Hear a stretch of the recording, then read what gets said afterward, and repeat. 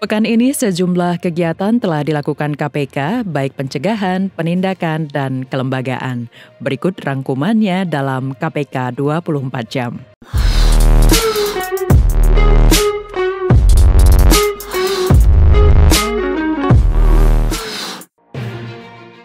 Ketua KPK Firly Bahuri melakukan pertemuan dengan Menteri Hukum dan Hak Azazi Manusia Yasona Lawli di ruang rapat Direktorat Jenderal Kekayaan Intelektual Jakarta.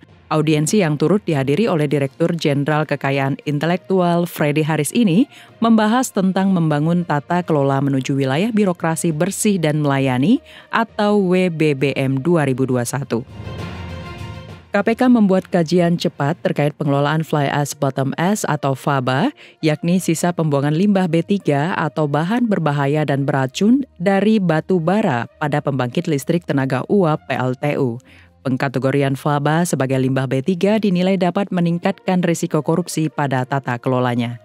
Dalam diskusi media berjudul Menjawab Dilema FABA, Wakil Ketua KPK Lili Pintauli Siregar mengatakan, pengkategorian FABA sebagai limbah B3 berdampak pada tidak maksimalnya pengelolaan FABA sebagai bahan baku dalam industri konvensional.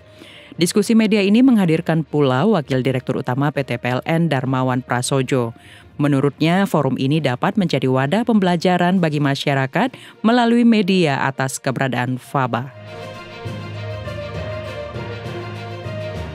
Wakil Ketua KPK Nurul Gufron menjadi narasumber dalam webinar nasional yang diadakan oleh Persaudaraan Dosen Republik Indonesia atau PDRI dengan tema Dana Hibah Perspektif Kebijakan Publik.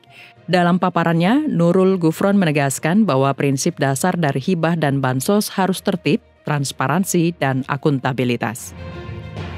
KPK mendorong penguatan peran organisasi masyarakat sipil atau Civil Society Organization dalam gerakan pemberantasan korupsi di Indonesia.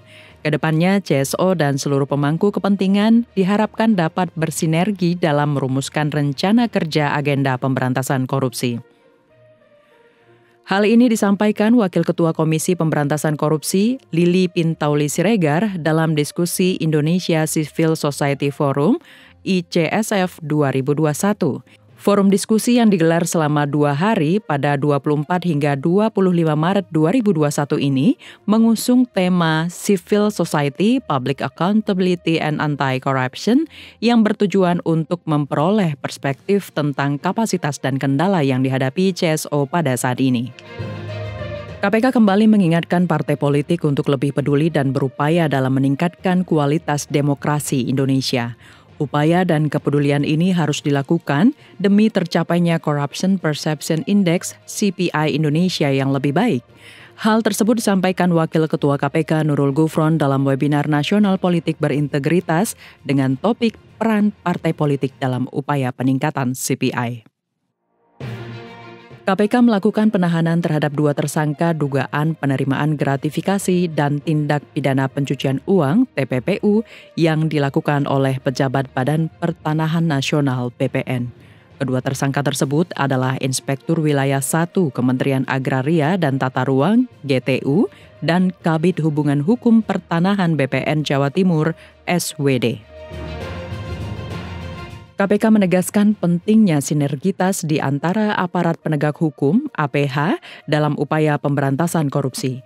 Demikian disampaikan Ketua KPK Firly Bahuri dalam rapat koordinasi dengan Kejaksaan Tinggi dan Kepolisian Daerah beserta jajaran di Aceh. Tidak samanya persepsi antara aparat penegak hukum, itu pasti ada saja. Cara untuk menyelesaikan persepsi yang tidak berbeda hanya satu, sering ketemu. Dari awal bertemu antara penyidik dan kejaksaan. KPK resmi menahan mantan Direktur Utama PT Pelindo II, Richard Joslino alias Erjelino. Penahanan akhirnya dilakukan setelah 5 tahun Erjelino menyandang status tersangka itu pada 2015. Erjelino ditahan sebagai tersangka kasus dugaan korupsi proyek pengadaan 3 kuai kontainer kren di PT Pelindo II.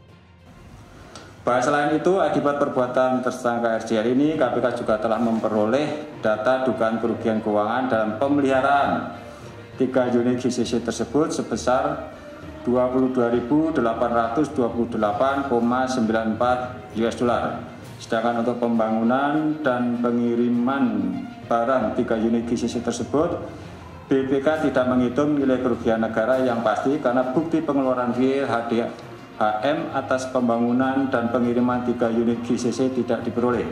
Sebagaimana surat BPK tertanggal 20 Oktober tahun 2020, perihal surat penyampaian laporan hasil pemeriksaan investigatif dalam rangka penghitungan kerugian negara atas pengadaan Woodside Container Crane tahun 2010 pada PT Pelabuhan Indonesia II. Demikian kegiatan pencegahan, penindakan, dan kelembagaan Komisi Pemberantasan Korupsi yang terangkum dalam KPK 24 jam. Salam anti korupsi.